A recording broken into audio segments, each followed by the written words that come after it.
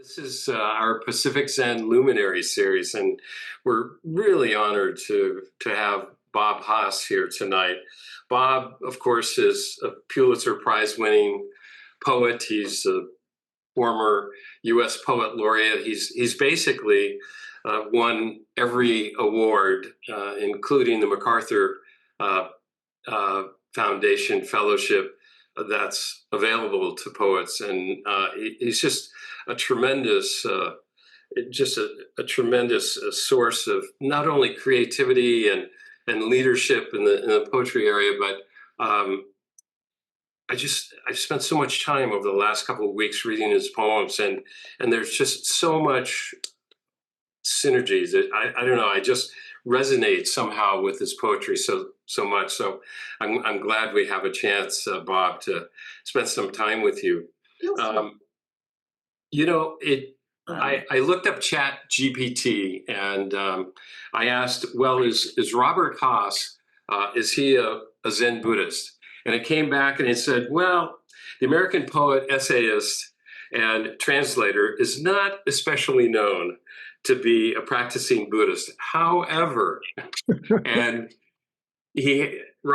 Bob has so many influences. He was right on the trailing edge of the beats. He's very close to Gary Snyder, very close to so many of those early California poets who were deeply influenced by not only Zen, but Chan and Taoism and the like. And so in 1996, I think it was, he wrote a book called The Essential Haiku. And what I'd like to investigate for a few minutes, if possible, is just the influence that haiku may have had on his own poetry. So, Bob, let me welcome, by the way, and also let me welcome John Tarrant and Allison Atwell of Pacific Zen. And let me just read, if I might, a paragraph from your introduction of your Essential Haiku, if that's okay. What is in these haiku poems can't be had elsewhere. About the things of the world and the mind looking at the things of the world and the moments and the language in which we try to express them. They have unusual wakefulness and clarity. Perhaps the best way to get to it is to read them as plainly and literally as possible. In the end, the best advice to readers of the poems may be the advice Basho gave to his writers: prefer vegetable broth to duck soup. So welcome, Bob Haas. And we were talking a little bit previously about how you got into haiku. Could you tell us about that a little bit? Yeah, well, I was telling you that story. It was my friend, we were young poets or would-be poets, Philip Dow, and he was talking to me about haiku, and I said, I'm not interested. They're the stuffed animals of poetry. Because I had the idea in whatever year it was, 1960 something, that it was the sort of sentimental poems in little books of poems in gift shops with the sort of translations of the haiku that would spell out what was only implicit in the poem. Anyway, I didn't know what I was talking about. And he said, you're both arrogant and ignorant. You should read R.H. Blythe. And so I went into the Berkeley used bookstores and found the 4 volumes of Blythe's haiku and started to read it. Around the same time, in the basement of City Lights, I came across a journal called Journal for the Protection of All Being that Lawrence Ferlinghetti had edited. And there was an essay in it by someone named Gary Snyder entitled Buddhism and Anarchism. And I thought that I didn't really know what Buddhism was, and I didn't know what anarchism was, and I wanted to find out. Also, in those years, mid to late 60s, Jack Kerouac's Dharma Bums came out. in which there's the figure of Jaffe Ryder, his portrait of Gary Snyder in those years, and his own portrait of himself as a middle of the 1950s lost soul spiritual wanderer beginning to read Buddhism and jumping next to an old hobo onto a freight train to get from LA to San Francisco. And they're trading back and forth their newly discovered Dharma paths that they found in the paperbacks they'd picked up on the subject. And this led to Jack Kerouac's meeting with the Gary Snyder figure, and Gary Snyder figure quoting Chinese and Japanese poems. Anyway, it was in the midst of all of that that I was trying to figure out how to write poetry, and there was this evident tradition of that these guys were introducing to that didn't have anything to do with any of the Christian existentialism, all the philosophical forms of angst that were going on in the journals at the time, that was just about paying attention. And I started reading haiku, and then at a certain point, I set myself the task of really learning, studying one of them a day. And I realized that I had to do some Japanese, and I took a 1-semester night school class in the local high school in conversational Japanese, which was not very much help, but at least gave me a little, I start to be able to tell if if a noun was in the possessive form, or get a little bit of a feel for example, there's a poem of Issa's that in my translation goes something like, "In this world we walk on the roof of hell gazing at flowers." The last phrase is hanima, which is literally looking at flowers, but it's also the name of, I'm told from reading Blythe and others, the name of the holiday weekend when you go out and look at the new spring flowers, that's hanima. So, and the Basho and the Issa line goes, the idiom is, "In the world's middle, we're on the world's middle's hell's roofs flower gazing," is what is the tight, compact little way that the Japanese has said.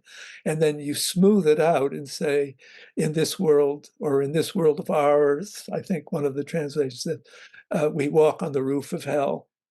The Japanese is hell's roof. So the whole thing is a possessive leading up to the main noun, which is flower watching a weekend. So in this world, we walk on the roof of hell, gazing at flowers. Yeah. So I would try to do one of those a day for a while. And I was saying I was, I would teach, I would come home, my kids would be around, I'd swim laps, and then I would come back and I would spend an hour before dinner reading one haiku. And sometimes I would think that I could think of a better way to simplify the other translations. I never learned enough Japanese to be able to start with the Japanese. I always started with a translation by someone else, and then would go to, if I could, to a source and do a word for word version of the Japanese. Sometimes I didn't even do that. And I was very careful, or a little careful anyway, when we put the book together. I did that, and then I let it go. I decided, well, I'm going to do 100 poems by each of the 3 poets I admired so much, Basho, Buson, and Issa. And I did them, and this was before the internet. I would send them to friends, and my editor, 20 years later, almost 20 years later, in the 90s, said, people pass those things around everywhere. We should do a book of them.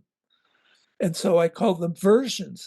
My title of the book was Versions of Basho, Buson, and Issa.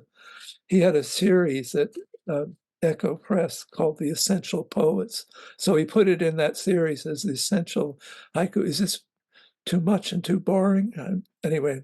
No, no, it's beautiful. I thought maybe I'd read a few to you if possible, and just get your thoughts on them. And it's really really interesting. I know a little Japanese, and I can appreciate, you know, how difficult it is to translate haiku, because it's got the word endings are very arcane often, and not clear at all. But looking at a Basho poem, Deep Autumn, my neighbor, how does he live, I wonder? Yeah. Why is that so amazing?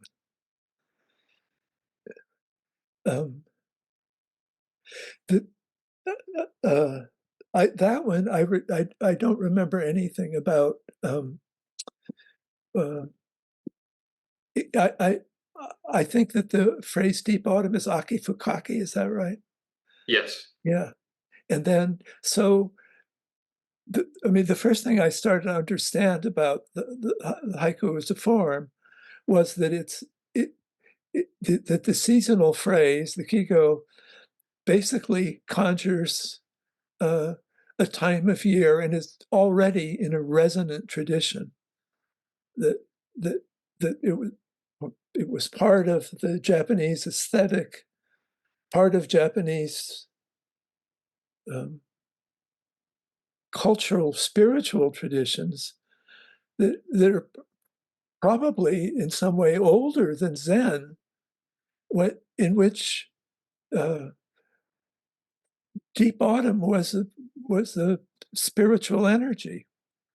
In the same way that in the Greek tradition, weathers and trees and streams had a spirit that in them. So the spirit, the kigo word, when it's used, and they're not always ones that have a deep literary tradition, but that one does have a deep literary tradition. It's how do you express that feeling at this beautiful time of year when things are changing and dying? Yeah, yeah, and you know, I get a couple of things from the poem. One is, you know, its immediacy and its clarity, which I see an awful lot in your poetry, but also, and you mentioned this in the book in the introduction, the quality of loneliness called sabi, right?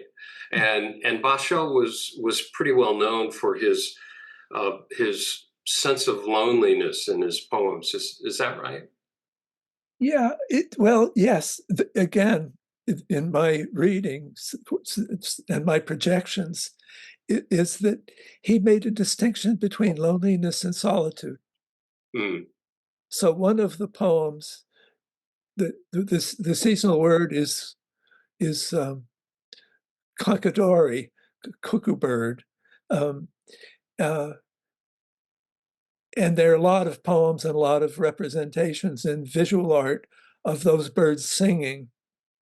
And his poem on that subject goes, um, not my human sabi loneliness, not my human loneliness, but your solitary song. I think he changes from sabishi for loneliness to sabi for loneness. right. Becomes a noun. Right. Right. It becomes a noun. Hmm. And it Hmm. was that, so at that time, I don't know, I was 25. I was trying to write poems, be a dad, teach. You're trying to, what is a spiritual life?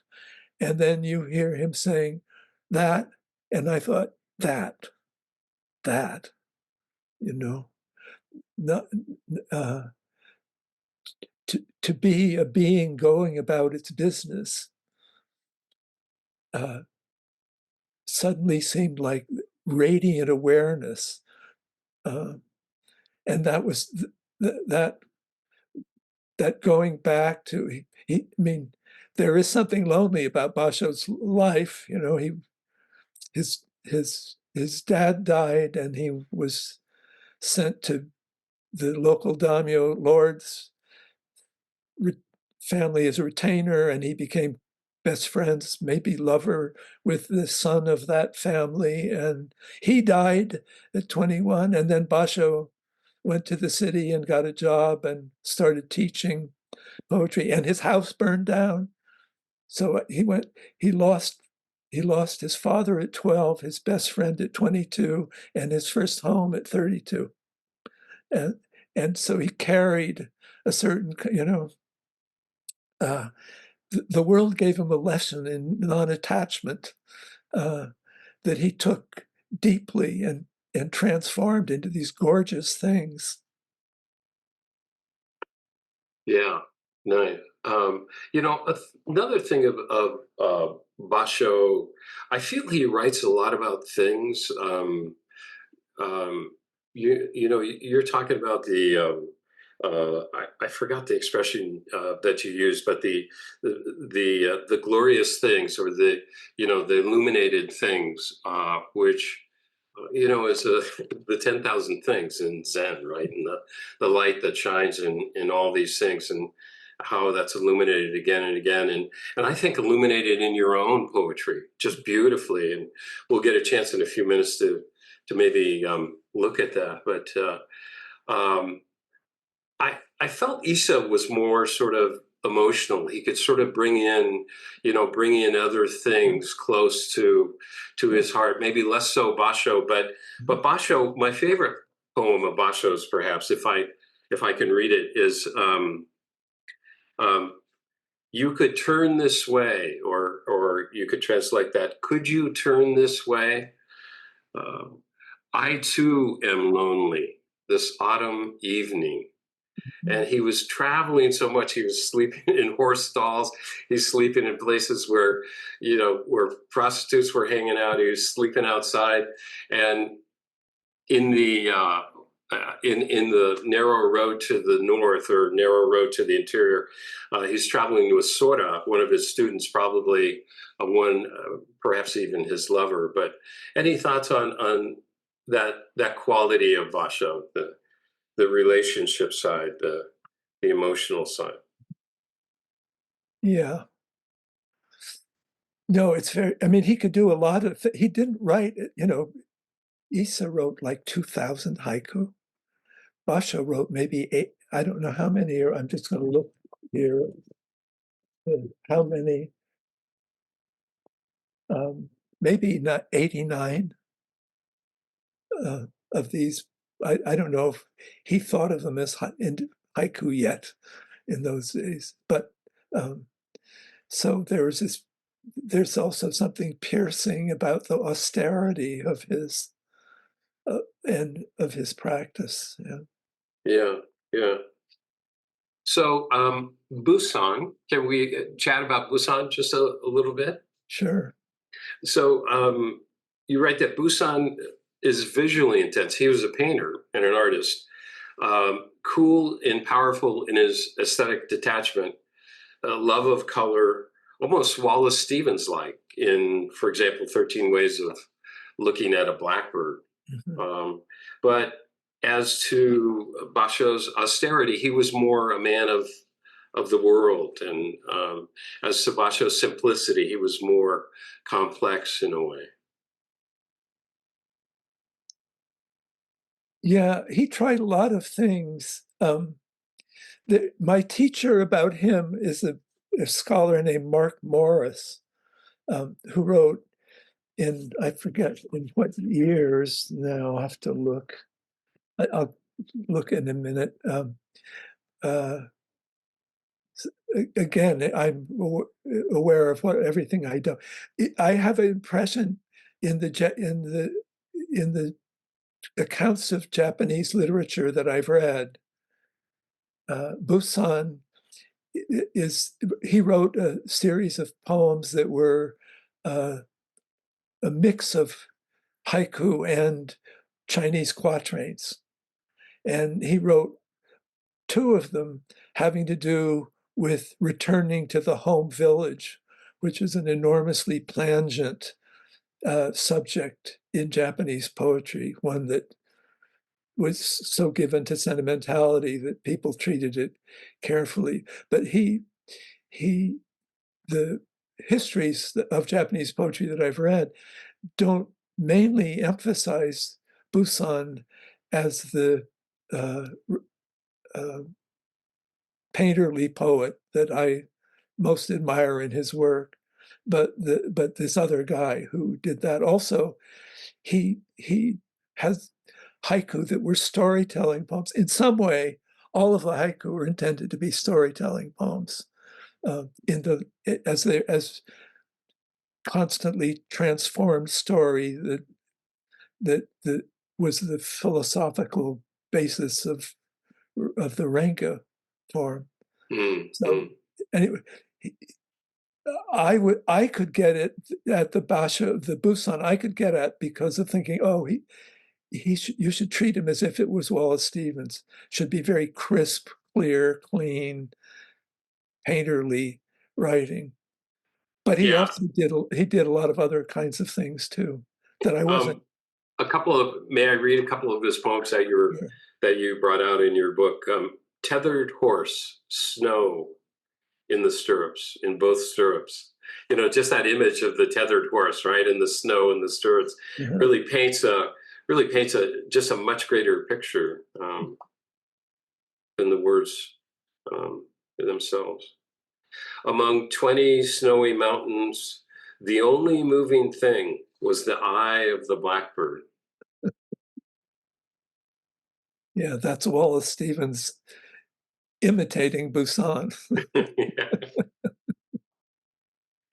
Now, Issa was maybe 100 years after them. He was quite a bit later. And it's interesting thing that you point out in your notes that despite the fact that haiku is often considered Zen poetry, most of the poets were not Zen Buddhists. In fact, both Buson and Issa were Jodo Shinshu followers, and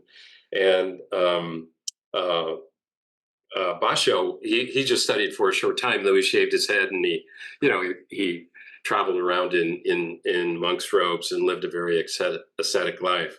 But Issa is one of my favorite, if I may, favorite poets, and he suffered so much in his life.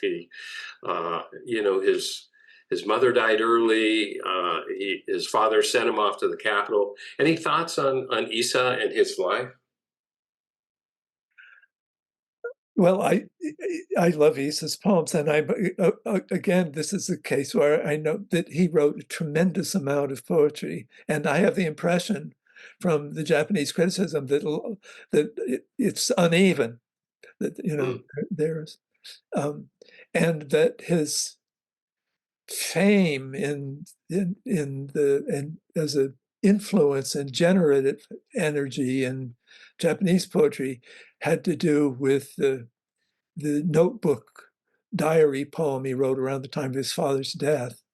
But it is a moving story, and he is both Busan and Basho feel like they were saturated in Chinese poetry, and that the Zen influence in them comes through the Chinese. And they people say that's not there in Issa. Issa is the most Japanese of the poets. There are, in fact, I mean, because another thing that's interesting to the translator about the haiku is that when they were writing their poems, they had the choice of using the Japanese syllabary or using the Chinese character.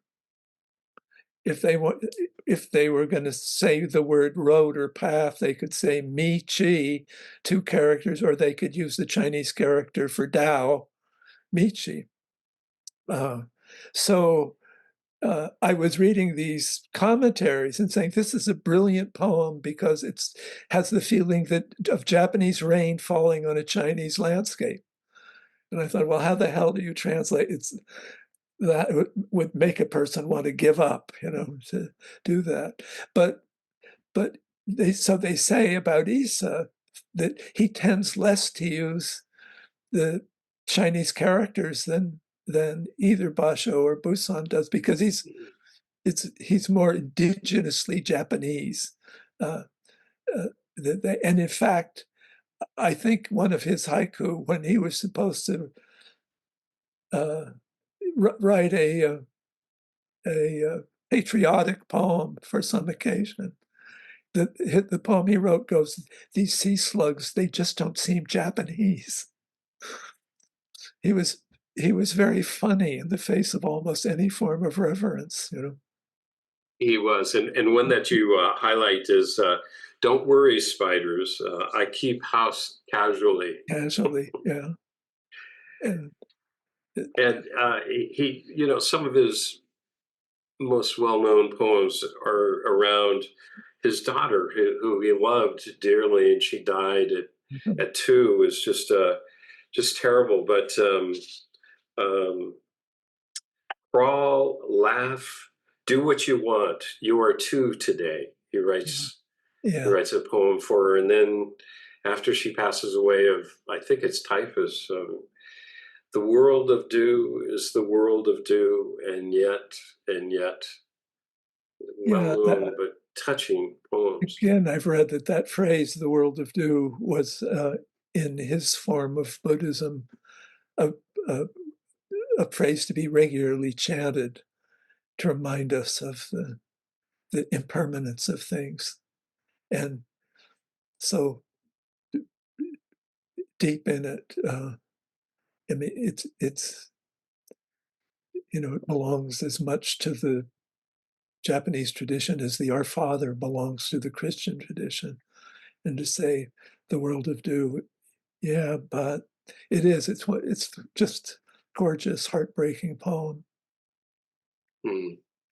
The the the I don't know, you guys, if you were already students of these poems or readers of them, or it's new to you, but the gorgeous thing that I was discovering was the way the seasonal words just open out and open out and open out as a way of saying, I think it's Blythe who says somewhere that the idea of the seasonal phrase in the poems is that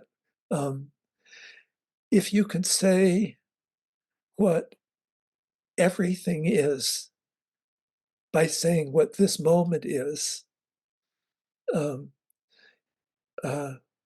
you've made a haiku. So Issa's wife was named which is chrysanthemum. Chrysanthemum is associated with summer. It's associated with the aristocracy. It's associated with particular refined beauty in in flowers and in seasons. And his poem about he married a peasant woman, and his haiku for the height of refinement in midsummer is, "My Kiku, she doesn't care how she looks." My chrysanthemum doesn't care Yeah. how she looks. Yeah. Yeah. See, over and over, he takes this resonant symbol and humanizes it in just an amazing way. Mm. That's lovely. Well, this quality of the light of the 10,000 things, which are so evident, I think, in your poetry. I'd love to move to your poetry now, if that's okay. Is that? Sure. Shall we? I'd like to ask you to read perhaps one of your best known poems. It's Meditation in Lagunitas on page 79 of The Apple Trees at Olima. Just a wonderful collection of Bob's poetry going all the way back to his first publication. And then maybe we could just kind of talk about it, if that's okay. Yeah, but Leganese is just a little town in West Marin County, California, where I was spending the summer. Friend had come back from summer or a year, I guess, in Paris, full of the new um, form of critical thinking, meditation at Leganitas. All the new thinking is about loss. In this, it resembles all the old thinking. The idea, for example, that each particular erases the luminous clarity of a general idea, that the clown-faced woodpecker probing the dead sculpted trunk of that black birch is, by his presence, some tragic falling off from a first world of undivided light. Or the other notion that because there is in this world no one thing to which the bramble of the word blackberry corresponds, a word is elegy to what it signifies. We talked about it late last night, and in the voice of my friend, there was a thin wire of grief, a tone almost querulous. After a while, I understood that talking this way, everything dissolves. Justice, line, hair, woman, you, and I.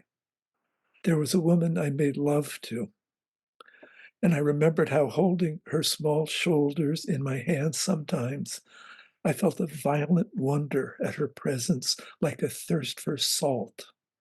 From my childhood river with its island willows, silly music from the pleasure boat, muddy places where we caught the little orange silver fish called pumpkin seed. It hardly had to do with her. Longing, we say, because desire is full of endless distances. I must have been the same to her, but I remember so much the way her hands dismantled bread, the thing her father said that hurt her, what she dreamed. There are moments when the body is as numinous as words, days that are the good flesh continuing. Such tenderness, those afternoons and evenings, saying, blackberry, blackberry, blackberry.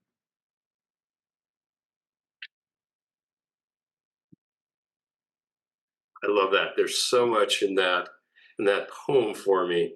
Um, the ending itself has a very, for me, koanic feel, like Zen koan-like feel. Blackberry, blackberry, blackberry. You know, this is the experience of the universe. But you talk about this when the body is as numinous. You know, this light reflecting. And the beginning of the poem, it that the clown-faced woodpecker probing the dead sculpted trunk uh, by its presence, some tragic falling off from the first world of undivided light. In other words, sort of the failure of or that ideas can't quite get there to the experience. Any how do you feel about this poem? Maybe I'm totally off base. Yeah, I don't know about, a lot has been written about this poem. And when I wrote it, I was aware, first of all, of the formal thing. It's a it's a talking poem, uh, and because of I was working in haiku, I was thinking about California. I was thinking about how to make clear images of this place. Um, that gave me a subject, um, and studying the haiku poets gave me a way to feel like I could, say a mockingbird leans from the walnut belly's riffling white accomplishes his perch upon the eaves. Just describe the movement of I felt like that would be enough to do that right. And then, so when I wrote this poem, when this guy had been talking, my friend had been talking to me about these ideas that I found myself writing this, thinking this is way too abstract and it's way too intellectual. You're dealing with these ideas. And so, the idea sort of was, well, really this kind of postmodern deconstruction is really wormed over Plato. That Plato thinks that the given world is an imperfect version of the perfect world. So I don't, and then saying, well, you can't really, you can't, the idea was, the Lacanian idea was that all our experience is in some way experience of exile, of longing. That was his rephrasing of Freud, that you can have presence in a second, but the second you think that it's presence, it's gone. It's only presence before you think it's presence. So inside that felt to me somehow like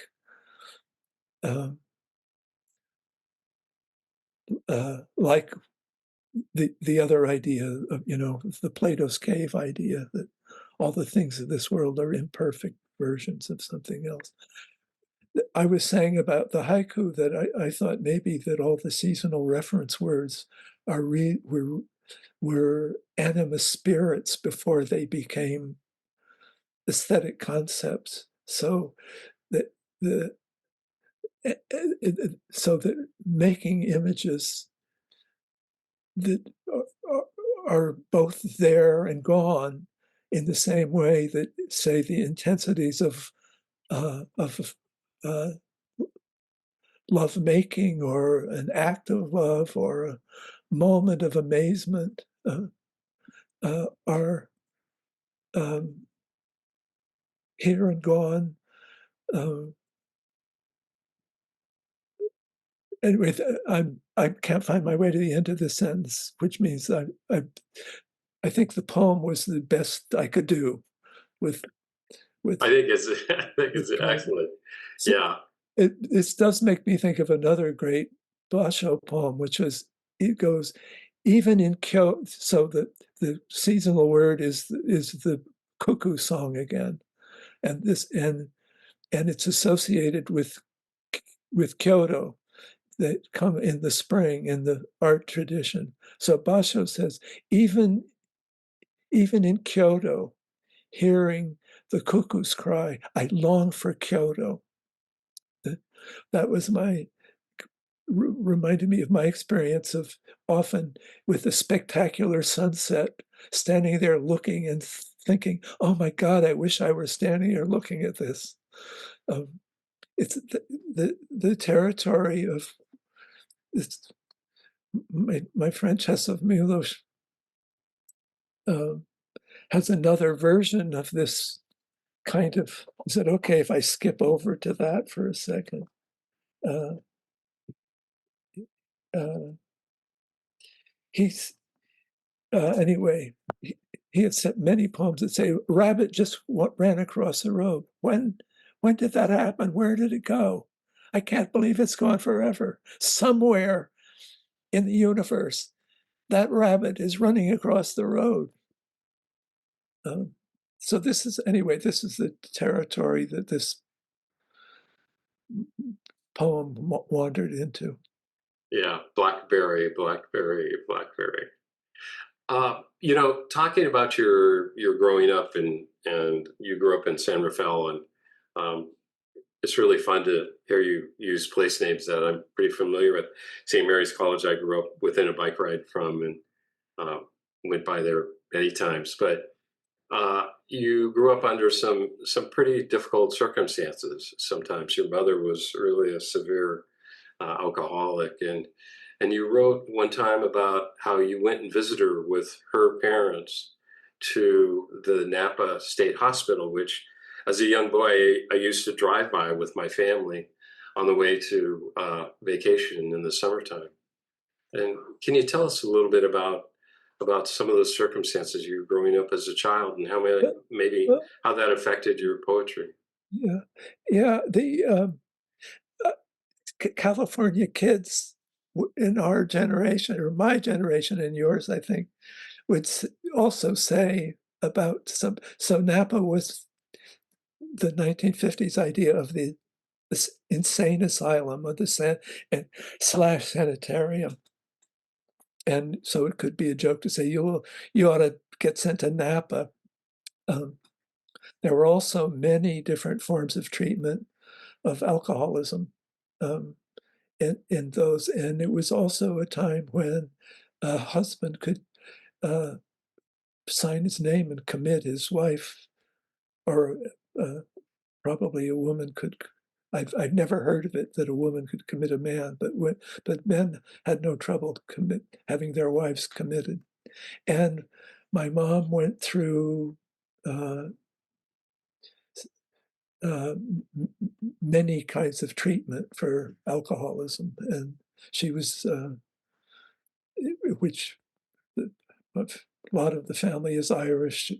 There was a lot of alcoholism in the family, um, which seems to be in the Irish gene pool.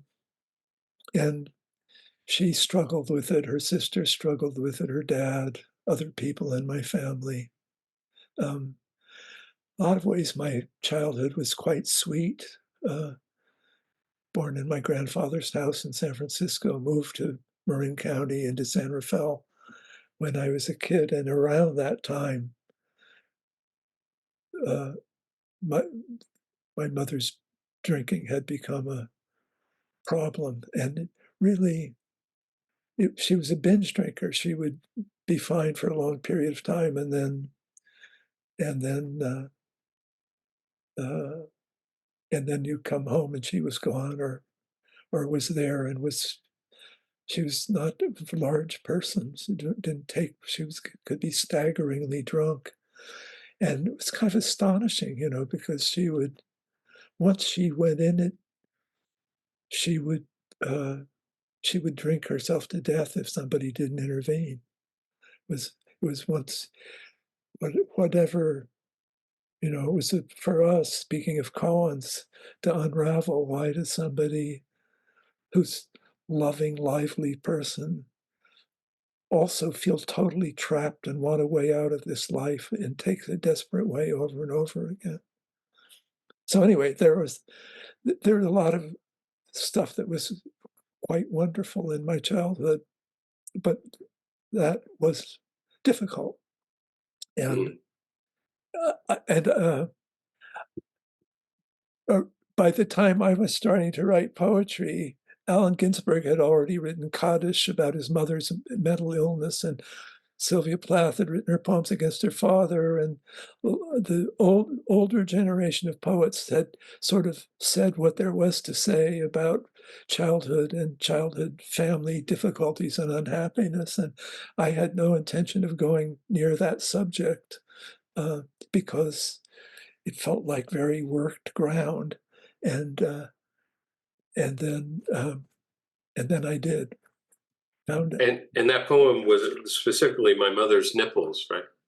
Yeah, yeah. Well, I think the first poem that I wrote that goes, it's interesting the way you come at this, or it's interesting to me in my narcissism to uh, think about the way we come to these subjects. Um, uh, uh, so here's a little bit of a poem, earlier poem called House. Quick in the April hedge were juncos and kinglets. I was the window just now. The bacon sizzled underhand. The coffee steamed fragrantly, and fountains of the water music issued from another room. So this is me in my 20s getting to have a house and a family and happiness. Living in a house, we live in the body of our lives. Last night, the odd after dinner light of early spring, and now the sunlight warming or shadowing the morning rooms. And it goes on and ends. And bacon and Handel and coffee, and upstairs asleep my wife. Very suddenly old dusks break over me, the thick shagged heads of fig trees near the fence, and not wanting to go in, and swallows looping on the darkened hill, and all that terror in the house, and barely, just barely, a softball falling toward me like a moon. So I was writing this poem of my early marriage years, of the gorgeous house, and then suddenly wasn't going to go near that subject too much. I go to that subject. That's how it first came to me as a subject. Years later, I'm standing in line at a writers' conference, and Sharon Olds is in front of me chatting with another poet, and the other poet says to her, um, uh, I, I, I don't know what to write about. I'm feeling very stuck. And Sharon, who's written many poems about very personal subjects, said, write a poem about your mother's nipples. And I thought that is so like her, and so corny an idea. And I went home with the idea that I was going to write a poem making fun of the idea of writing a poem called My Mother's Nipples. And and then once I got started on that subject, there I was trying to figure out how to, where is this going to go? I don't know if you want to hear Yeah, it. I'm looking at page 214 in the middle. There's one paragraph about you and your brother and cupcakes. Yeah. Could you read that? That's got that quality of both love and tragedy, working together. It's a very complex but beautiful mix of Thank you. human It was an experience. interesting thing to me in this piece, uh, to to find that I was mixing verse and prose, and that the work that they each wanted to do different kind of work, and the work of the prose part was um, the prose of everyday life. So about it, we used to laugh, my brother and I, in college, about the chocolate cake, tears in our eyes laughing. In grammar school, whenever she'd start to drink, she'd panicked and made amends by baking chocolate cake. And of course, when we got home, we'd smell the strong, sweet smell of the absolute dark of chocolate and feel too sick to eat it. So that's that part. The next Mm. thought was the first girl's breasts I saw, since the subject is women's breasts, was the Chevy dealer's daughters, Linda Wren's, pale in the moonlight, little nubbins, pink-nosed. I can still hear the slow sound of the surf of my breath drawing in. I think I almost fainted.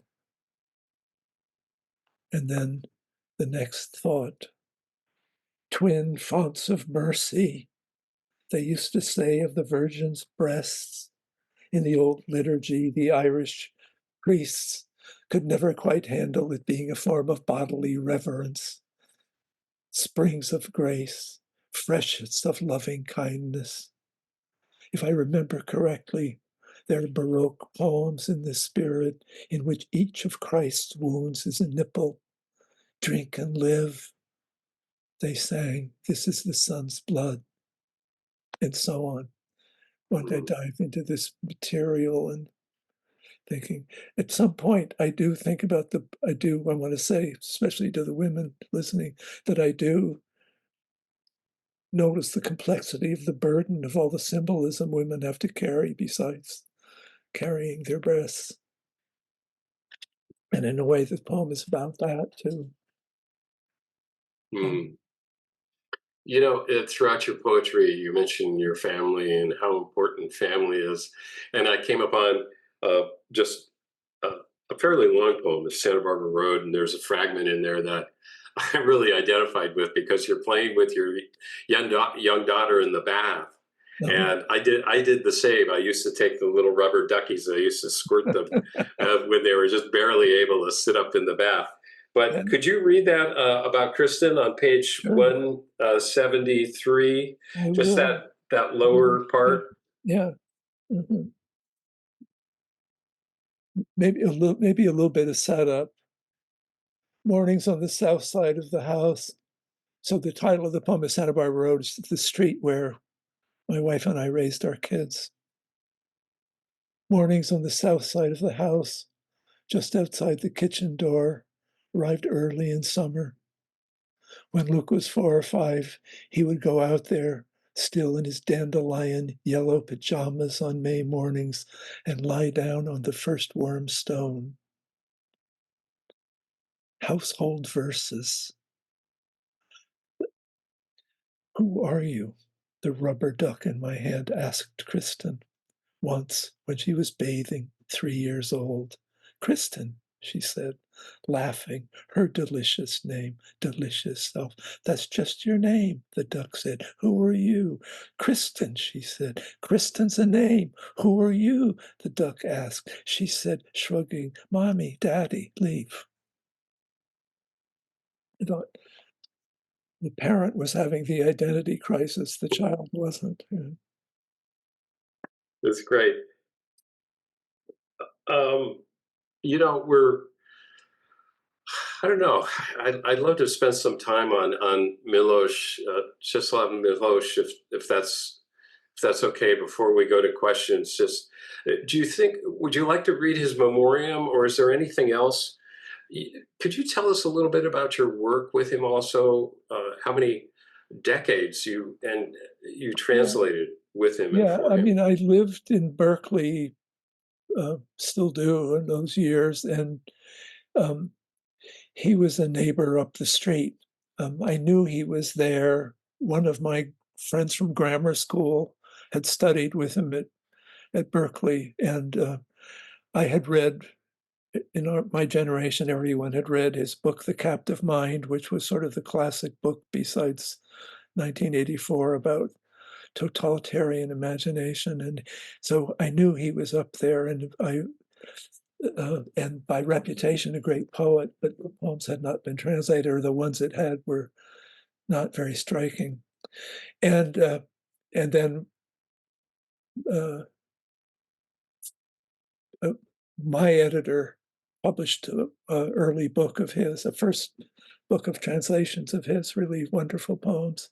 And I met him uh, at that time in the late 1970s, though I was intensely aware of him. And uh, we got together. He asked me to,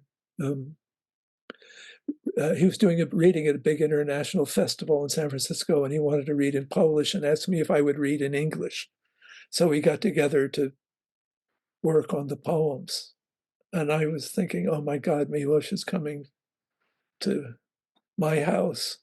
And it was a hot summer day, so I went to the liquor store and said, what's the greatest European lager? And the guy gave me Pilsner or Kel, and I bought a 6-pack and brought it back and came in the house, and I casually asked him if he'd like a beer. And I said yes. He said yes, and I got him a Pilsner or Kel, and he said, you are a man of very good taste. And that was my introduction to anyway, he asked me to read with him, and we started fiddling with the translations of the poems that he had made or that somebody had made with him over small things. Poem in which a voice that's identified as a woman's voice says, earth falls away from the place where I stand. And further on, the buds of chestnuts shine. And I would say, because it's happening in the present moment, he said, what do you think of this? I said, it's good. It sounds very interesting. It sounds a little, maybe if it said, because it's happening in the present, earth falls away from the place where I'm standing. And further on, the buds of chestnuts shine. You'd get you get an ing ending in the first one and then the hard ending in the second one, blah, blah, blah, blah, blah. Well, we could do that. And he would, anyway, that was, and then we started doing that. Then we did it for 25 years. It was, I started working with him on translating some of his poems. And then out of nowhere, really, in 1980, he won the Nobel Prize. And suddenly, a lot, everybody wanted his poems. And so Robert Pinsky was teaching at Berkeley at the time, and he and I started working on some of the poems. And Polish jazz DJ and literary journalist from New York who wrote for the Polish newspaper in New York, a woman named Renata Gorczynska, came out because Czeslaw was starting to get huge bags of mail from everybody he'd ever went to school with in Poland, and he needed help just digging out from under all of this stuff. And Renata showed up, and I said, well, I would love to read some of these poems with you because to get your feel for it. And she said, have you read the poems that this guy is writing right now? This was in 1980. And I said, no, I don't have any idea. And she started doing sight translations of poems from a book that he'd written, poems that he'd written in exile in Berkeley. They're quite amazing poems. And so I started working with her, having grown up. So I was born in 41 in San Francisco, 2 blocks from the Presidio where the war in the Pacific was being fought. Housing crush in San Francisco. Some of my earliest memories are the house next door to ours. A general had rented part of the house, and his Jeep soldier came to pick him up. My uncle was a fighter pilot. He would return from the war. So the war and the war years were deep in my imagination. And here's this guy who's lived through that time and written poems about it. He's in exile watching the sun go down over San Francisco Bay. His poems can't be published in Poland. A few of them have been translated, and I just wanted to see what was there. And I was at that point too old to start to have a teacher, and I acquired this master teacher around that time. So that was, and then of course over the years we became dear friends. So I have a new book of Milosz translations that will be out next year after his death. A scholar of Polish literature proposed that we translate the poems that had not been translated, that he wrote between the moment he left Warsaw in flames in 1945, end of 1945, and 1952. During that time, he served as a cultural attaché at the Polish embassy, Polish consulate in New York, and then the embassy in Washington, D.C. for 4 years. So he's just come from this total destruction and is writing a poem about the singing of birds on the Potomac River, and a poem about young couples making out in the middle of a summer movie in Central Park, and a poem about Hiroshima. And I wanted to see what was there, so we did, and there's fascinating stuff there. So anyway, is this also too much stuff? That book is just coming. That's great. God, well, we're looking forward to it. Do you think you could read his Czeslaw Milosz in memoriam on page 303 on the edition I have, at least? Yeah. Oh, well, this is fun. So he won. He was in exile all these years, and then the Soviet Union collapsed, and Polish solidarity. And he was from Lithuania, not from Poland. He was from Polish Lithuania.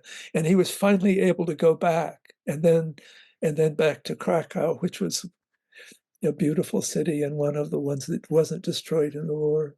And he was in Krakow. So, and we had to figure out how to continue and I was, so this Czeslaw Milosz in memoriam, but it's what kind of poems do you write when you're 90 years old? In his last years, when he had moved back to Krakow, we worked on the translation of his poems by email and phone. Around the time of his 90th birthday, he sent me a set of poems entitled O-H exclamation point. I wrote to ask him if he meant O-H exclamation point or just capital O. And he asked me what I thought the difference was. And I said that perhaps we should talk on the phone. On the phone, I explained that O-H exclamation point was a long breath of wonder, that the equivalent was possibly wow, and that oh exclamation point was a caught breath of wonder and surprise, more like, huh. And he said after a pause, oh, for sure. Here are the translations we made. So these are 4 little poems, each of them entitled Oh. The first one is Oh, happiness, to see an iris.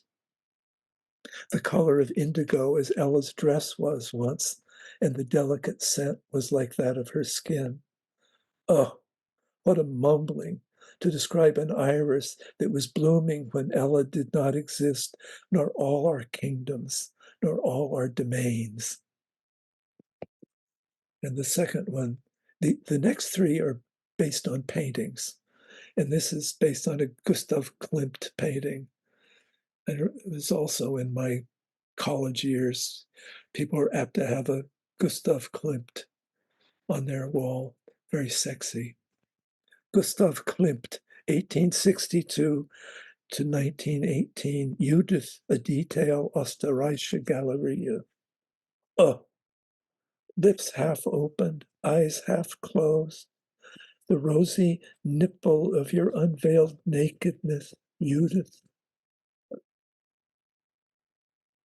And they, rushing forward in an attack with your image preserved in their memories, torn apart by bursts of artillery shells, falling down into pits, into putrefaction.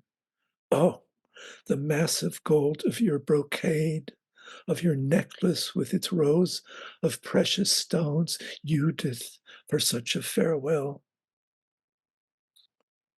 And the next one is based on an Italian Renaissance painting, Salvator Rosa, 1615, 1673, a landscape with figures. Oh, the quiet of water under the rocks and the yellow silence of the afternoon and flat white clouds reflected. Figures in the foreground dressing themselves after bathing. Figures on the other shore, tiny and in their activities mysterious. Oh, most ordinary, taken from dailiness and elevated to a place like this earth and not like this earth. And the 4th one is Edward Hopper, 1882, 1967, hotel room from the Thyssen collection in Madrid. I actually got to see this painting there. Oh, what sadness, unaware that it's sadness. What despair that doesn't know it's despair. A businesswoman. What despair that doesn't know it's despair. A businesswoman, her unpacked suitcase on the floor, sits on a bed half undressed in red underwear, her hair impeccable. She has a piece of paper in her hand, probably with numbers. Who are you? Nobody will ask. She doesn't know either. I had never read this thinking about Basho's My Deep Autumn, My Neighbor. How does he live, I wonder? But this is that poem, another form of that poem. Anyway, this I think give you a sense of some of the pleasure of working with them. Yeah, that's beautiful. I'd like to turn it over to John Tarrant and Allison Atwell, see if they have any questions or comments. Um, I just noticed Marie Howe came on, and I'd love to bring her on and see if she has any response to what Bob just said. You cool with that? Sure. Yeah, I would love to see Marie. Yeah. I was incognito here, Mr. John. Hi, my dear. You were hiding. You're not now. I rushed home to see you. I thought you were speaking tomorrow night, and I had an event I was at, and I rushed in just incognito here. So good to see you. Here's what I remember. Let me just share this. It's a little I have to share. That when I first met you, Bob, it was in 1981, I think. And you came to Columbia, where I was a graduate student, and you spoke about Milosz. You read his poems to us around a seminar table. I think it was 81, maybe it was 82. Do you remember this? That would have been, I remember those 5, remember you came for like Columbia a bunch class. of days? And, yeah, and that was what we had started working in earnest after. Yes. And what struck me was, in some uncanny way, you and he are so connected in your love of the particulars of the world. And I remember you saying these lines, these long lines he was writing then, and reading them out to us. And I could just feel them physically in the room as you read them, you know, this beautiful spoken cadence and these long lines. And so I'm just sort of following through time now, seeing you and hearing you then, that voice, which was your voice, but also his voice at the same time. Oh, how interesting. It's beautiful. It was a sweet time, Marie. Yes. I remember the starkness of the way you made sentences in your early poems was so striking. You mean the rock is flat? You mean like that? You mean, yeah. Elemental. I often felt I was afraid. So too simple, but it's all I knew to do. Which just brings us to, you know, one sensibility, you know, like that's what struck me. I remember actually, we're getting carried away here, John, see what you started, but you had just come out with Praise was the book we were all reading, your book. And I learned that you were teaching at a Jesuit school. And I said, so because having grown up Catholic as you did, with a big alcoholic family and the whole thing, I said, so do those Jesuits really know like that you're sort of a big deal right now? And you said that you remember the story, you were standing outside your classroom as your class was coming in, and whoever it is, the head priest guy, I forget the name for him, walked by and said, calling attention to yourself again, I see. Yes, actually, it was St. Mary's where I was teaching was a Christian Brothers school, not a Jesuit. Yeah, excuse me, I'm mixing up my priest. It doesn't matter, except that at the time we said, if you went to a Jesuit school, you would read a book about Descartes and what's wrong with him by a really smart Jesuit. And if you went to a Christian Brothers school, you just read Descartes. So we were very proud of not being a Jesuit school. That's funny. So it was the chairman of the history department. Yes. But it's the same. I just arrived there. I'd been at Buffalo for the first 4 years of my teaching, and where everyone was publishing and very active. And I was on this peaceful day on this little campus. I think there was a little notice in the newspaper that I'd gotten the Yale Younger Poets Prize. Right. And he said, calling attention to oneself, I see. And I thought, well, I guess publisher perish is not going to be a problem here.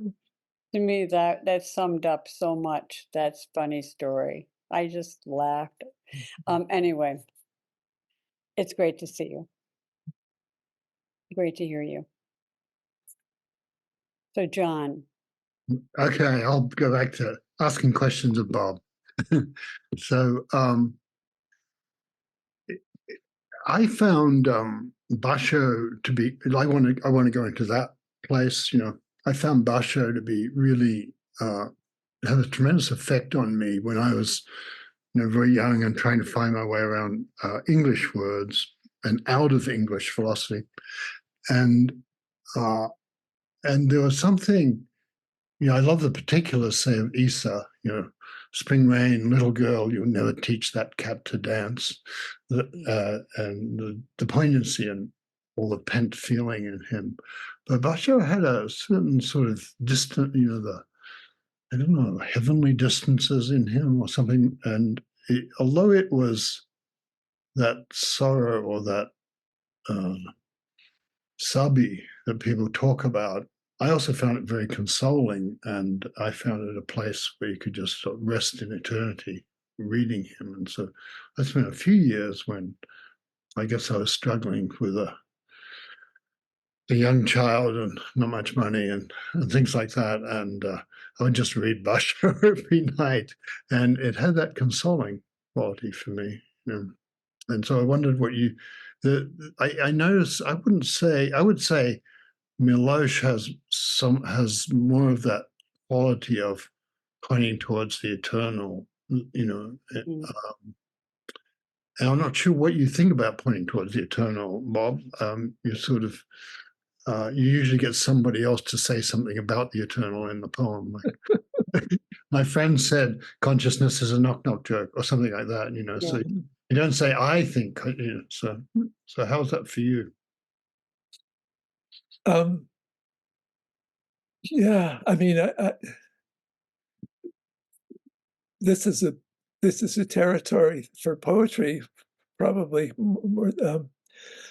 That it was certainly true for me that reading Basho and with an understanding that this involved just paying attention. At the same time that I was absorbing the American poetry and Whitman in particular, who in the great Song of Myself writes a long poem about that in effect says every minute is eternity. Mm-hmm. If you pay attention, if you pay attention, eternity is probably the wrong idea altogether. And that was a grounding for me in trying to go forward as a writer. I didn't have any proposition about anything but to look at what was in front of me. But Basho's he's just a supremely moving poet, looking at almost anything, Yeah. I also love Robert Aitken's book about Basho, Zen Wave, and it was really his book. And I got on 2 occasions to take long walks with him in the Berkeley Hills, talking about how to translate Basho, and that was a way for me to connect my searching for something like a philosophical and spiritual tradition with my literary, with whatever that thing that happens to you when whatever you follow. I think it's Adam Zagajewski, the Polish poet, in one of his poems said, who has received the shock of love returns to the world with an altered face. There are the writers or artists or lovers or whatever we experience who change us, give us a feeling that we have to pay back in the form of, for you, and priestly teaching. Jon, is that an accurate way to describe? And your writing? Yeah. Also, all of us find something in our lives has moved us and made sense for us, and then we have to find a way to give it back or get more of it from the world. I have, you probably know Mayumi Oda, the Japanese painter who did the Buddhist gods as goddesses, and she, I'm fairly close to her, and she said went on this rant one time about, stop quoting Basho. He's so depressing. We learned him in school. So, well, depressing. I'll have our American Basho. That's very funny. When I was teaching at Berkeley, one of the first years there, one of my students was Japanese, and I was very excited to get her to read some of them aloud to me so I could hear them. And I said, and my idea of Sagyo was that he was the really cool poet quoted by Jack Kerouac in the Dharma Bum. So I said, have you read Sagyo to her? And she said, oh, yeah, my brother flunked his entry exams on one of Sagyo's poems. Right, that's great. Well, I think some of the stuff that we look for, those sense of distances and the spaciousness, and what you just mentioned is from Zagajewski as love, I think also, it's nice hearing you talk about the to and fro with Milosz, that it's in there, somehow it's in the conversations and in the details of that. So when you go, you give us all, well, he said that, and then I said this, and so on. Somehow the magic is just in those conversations. It's grand to hear, And just to love, I guess he said something about poetry being the only homeland, and sorry, language is the only homeland. He said, I know he said that because somebody gave me a big poster of it. And there's something marvelous about tending the language that also goes on that I experience sort of a kind of with honor and humility when I hear you talking about the work you did with him. So, I don't know if that requires anything from you to say that, but Any further thoughts, Jon or Allison?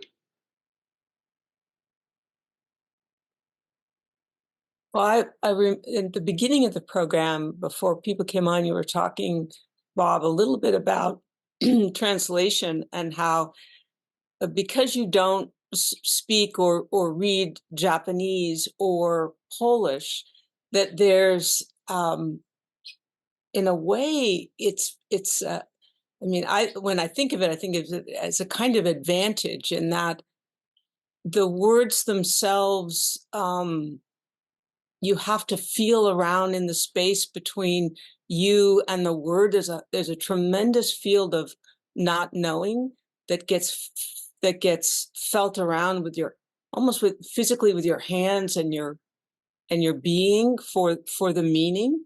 And it to me, it feels much like how when I read a haiku, that's what I have to do. There's so much that's not understood, but's held in the space between me and the poem. So if you could just say a little bit about what it's like, that feeling of the translation, the space between you and the original language and into English.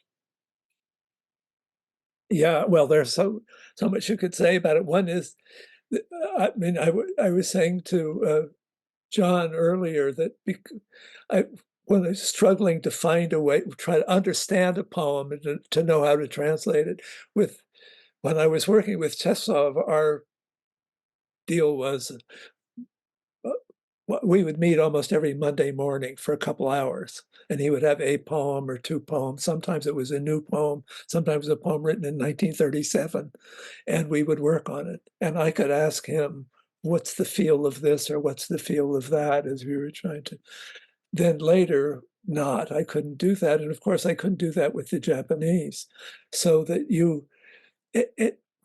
one thing that allows is you to think, oh, this poem, actually, I think it's something that Walter Benjamin says, that the first failure of the poem, the first bad translation, is the original poem. That the great poem was the one that the writer was imagining as they were writing it, and that the written down finished version of the poem wasn't quite there yet. And then the next translator is translating the first failed version of the. So not knowing the language so well, or among other things, means that you could misunderstand it altogether. But it also means that you're imagining that the poem that you're trying to replicate in a new language is perfect. Czeslaw has a poem called a gorgeous early poem, beautiful, complex, rich, and he wrote it when he was about 23 years old. And as I was reading it and thinking, oh my God, this is amazing. Why doesn't everybody know it's amazing? And the first time I met Adam Zagajewski, I thought, I need somebody who's Polish I trust. And I said, you know this poem? What do you think of this poem? And he said, oh, it's a completely amazing poem. He was only 23 years old, you know. And you'd never know he was so young, except for that stupid rhyme in the last line. Actually, he said gauche, that gauche rhyme in the last line. And I thought, oh, I shouldn't be doing this at all. How would I ever recognize a gauche rhyme in Polish? Even if I knew Polish pretty well, you'd have to have very refined taste. I feel like I can read. Robert Frost is a poet who I can read, and I can tell when he's faking. Where he's getting corny and playing to his audience. And I read the criticism, and they think these poems are really great. So anyway, it's that whole business of the imagined poem, the real poem, how you get the right thing in the language. I think I said to John, it made me feel like I was making love with gloves on. I could not quite get to touch the living, vivid thing, because I didn't know for sure whether to say I can't stand it or I can't tolerate it, because I don't have the feel for the difference in the level of diction.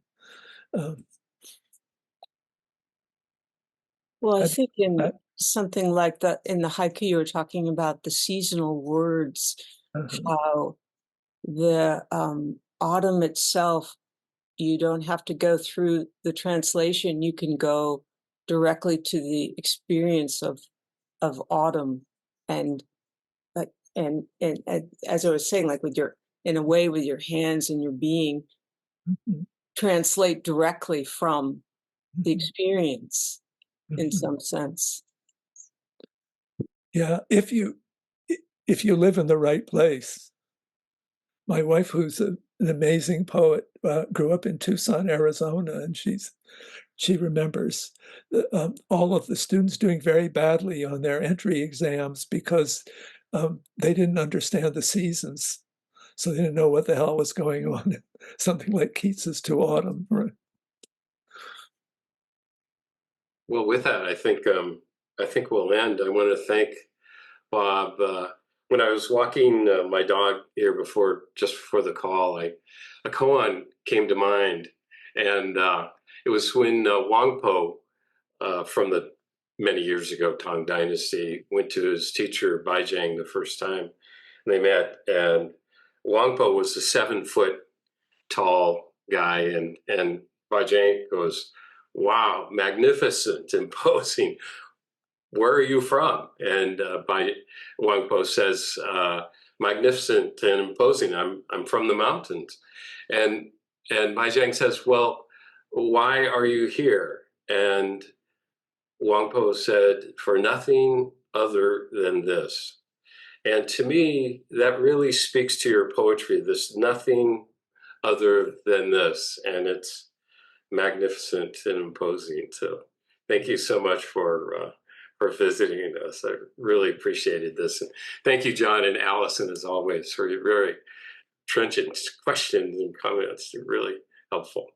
And thank you all for coming. We're going to take a few month break for the Luminaries series, but you'll see emails in several months about some continuation of the speaker series. We've got some pretty good people out there, and we'd like to visit with them and hope you'll join us in that. So thank you, Bob. Thank you very much. Thank all of you.